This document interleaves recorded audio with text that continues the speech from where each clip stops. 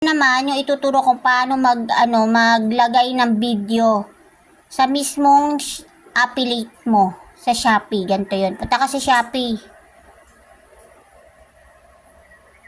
Pag nandito ka na, punta ka sa Mi. Tama, Mi. Yan. Punta ka na sa Mi, punta ka ng live video. Yung nasa gitna, yun, live video.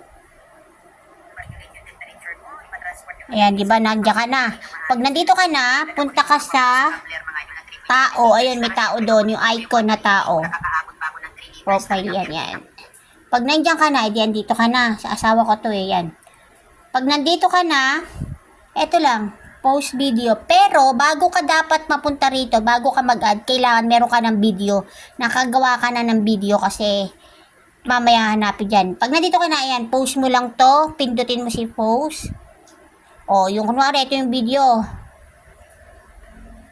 Ayan, yung mga video, mag-ano ka lang, halimbawa, eto, kunwari lang, video. Wait lang, hanap tayo ng video. Ano bang meron dito si video si Papa?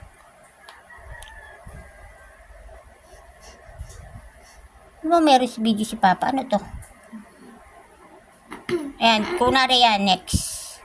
Earbuds. Tapos, next mo lang yan.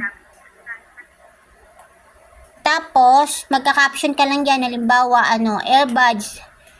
Ganyan. Bahala ka kung anong gusto mong caption. Dito, tap mo lang yung top product. Tapos, makikita mo na dyan yung, hanapin mo dito yung product na ginawan mo ng video. Tapos, add lang. Add, ano ba yun? Earbuds. May earbuds pa si Papa. Kunwari ito, wala ata siya dito. Kunwari yan, add lang. Tapos, dito, ilalagay mo rito, buy here. Ayan dyan sa product ni buy here. Tapos, done na yan.